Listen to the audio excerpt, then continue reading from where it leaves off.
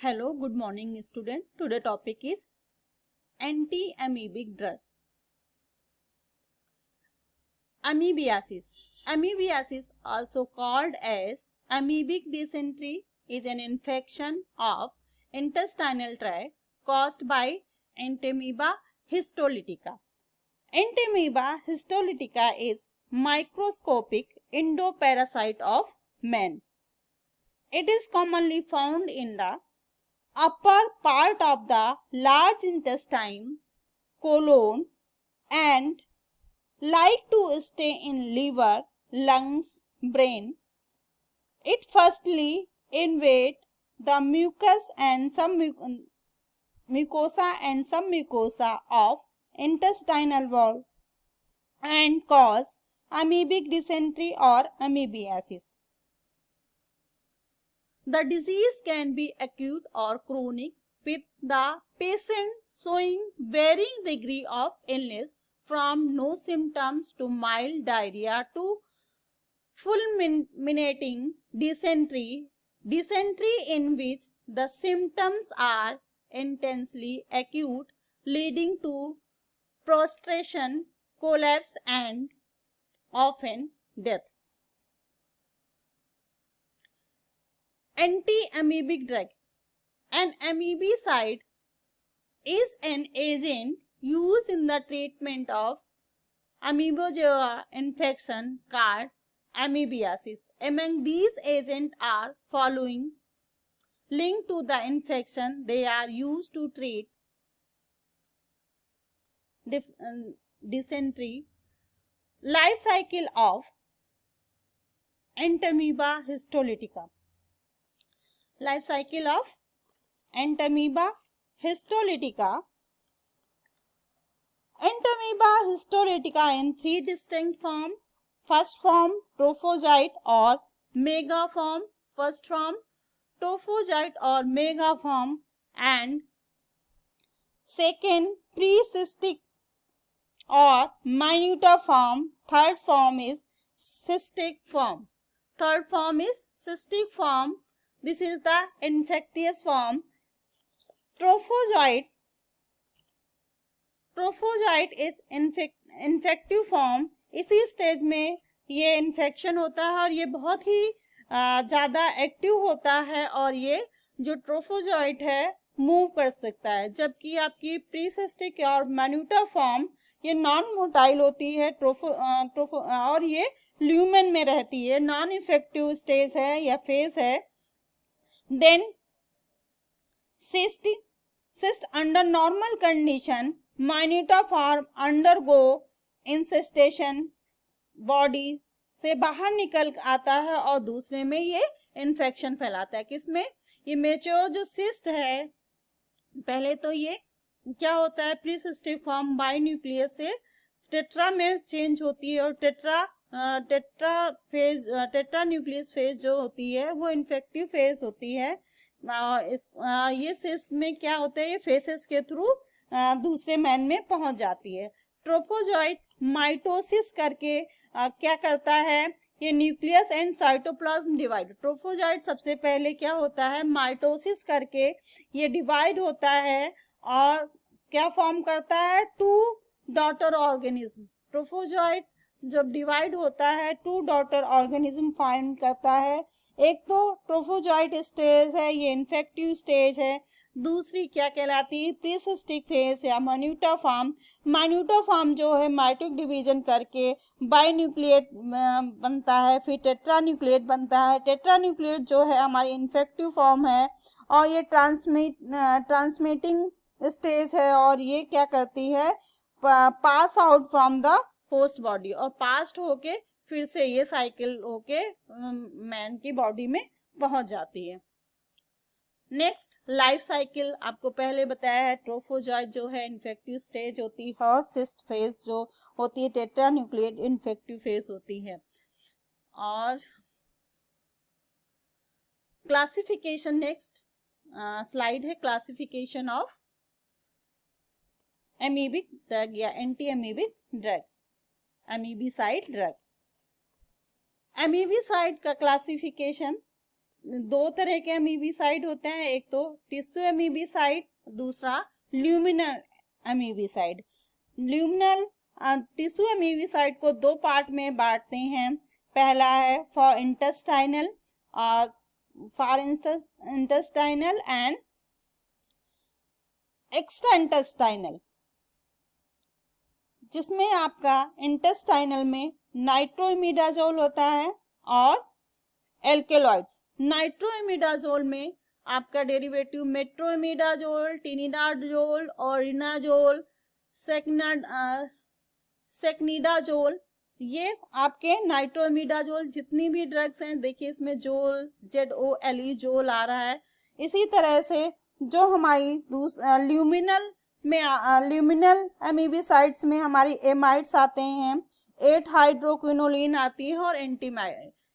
ये जो आपकी ड्रग है एल्कलॉइड्स, इमिटीन और डाइहाइड्रोमिटीन एल्कलॉइडल ड्रग है आपकी, और ये आपकी एमाइड है, डाइक्लोरोएसिटामाइड एमाइड ड्रग हैं, जिनके एग्जाम्पल हैं डोलेक्सेमाइड फ्यूरेट, इटोफेमाइड, क्लियोफेमाइड and टेक्लोजेन।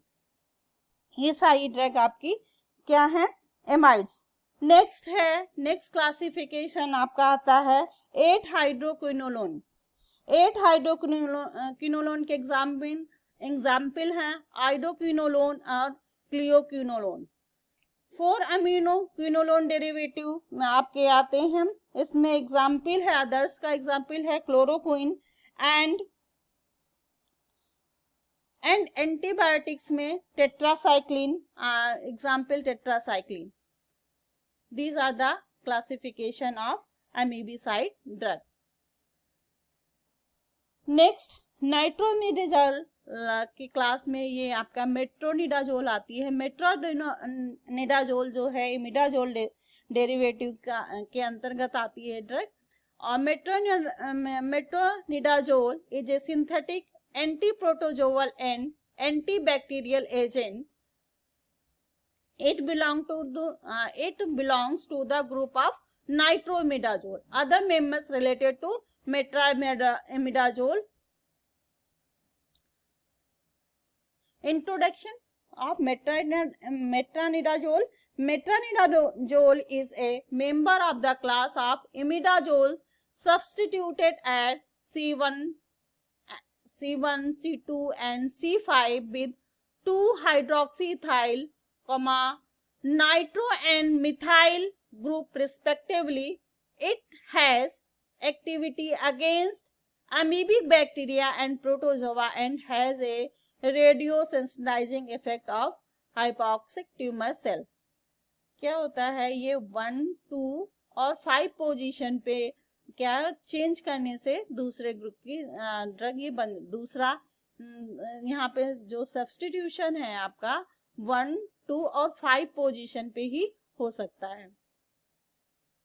Doses, form and trade name Flagyl ER. Doses form tablet form में भी आती है, cream form, capsule form and tablet suspension form में आती है, और 250 और 500 mg मेट्रोनिडाजोल फॉर्म में आती है.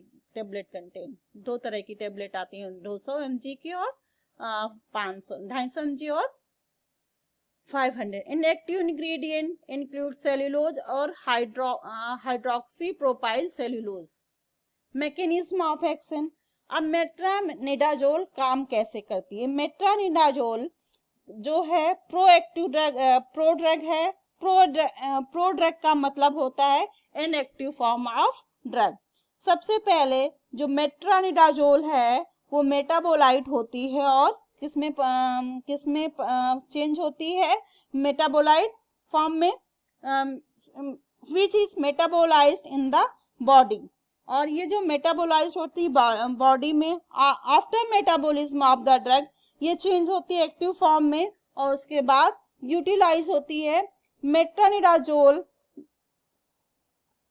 क्या करती है? डीएनए को बाइंड करती है, bind to DNA, inhibit the protein synthesis. Metronidazole act by inhibiting nucleic acid synthesis by disrupting the DNA of microbial cell. This infection only occurs when metronidazole partially reduced, and because of reduction usually happens only an anaerobic cell. It has relatively little effect upon human cell or aerobic cell.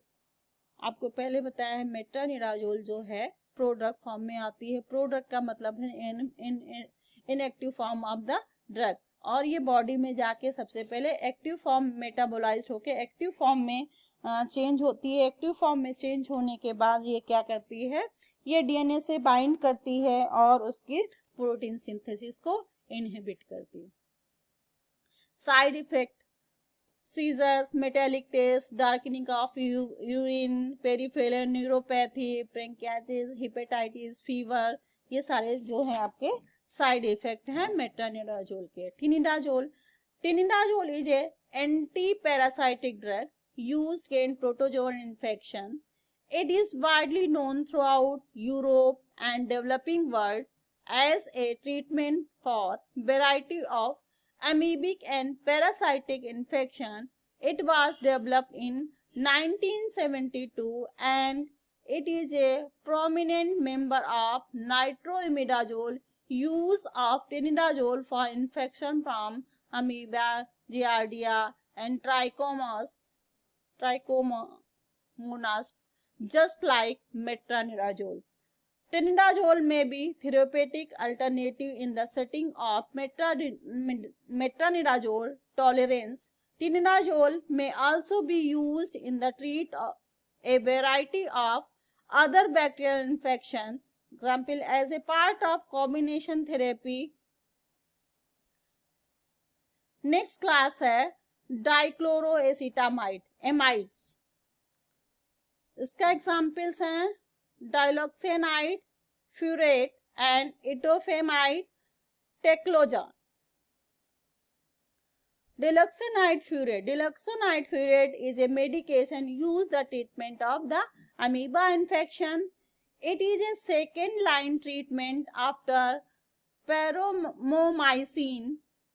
When no symptoms are present in place where infection are not common. For people who are symptomatic, it is used after treatment with metronidazole or tinidazole. It is taken by the mouth.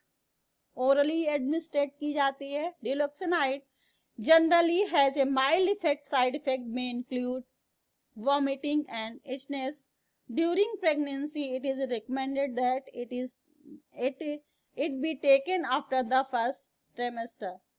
It is a luminal amebicide, meaning that it only works on infection within the intestine. आपको पहले ही बता चुके हैं intestinal और extra intestinal दो तरह का infection होता है. Mode of action: Diloxanide furet destroy trophozoite of entamoeba histolytica and prevent amoebic cyst formation. The exact mechanism of diloxanide is unknown. Next alkaloid class में आपका इमिटीन्स आता है. इसका एग्जाम्पल है इमिटीन और डिहाइड्रोइमिटीन. Emitine and dihydroemitines. Emitines, they inhibit protein synthesis, direct amoebicidal or invasive amoeba in tissue given by IM. Its half-life in plasma is 5 days. They should not be taken for more than 5 days. Adverse effect: GIT upset, very common. Cardiotoxicity, arrhythmia, neuromuscular weakness, dizziness and skin rashes. Dihydroemitines, it is a synthetically produced antiprotozoal agent similar to emitine in its anti-amoebic properties and structure. Differ only in a double bond next to the ethyl group, but it produces fewer side effects. This is the structure of dihydroemitine and emitine. Mode of action of emitine and dihydroemitine: they completely block the inhibition of DNA synthesis, mitosis, and inhibiting the translocation of peptidyl eRNA in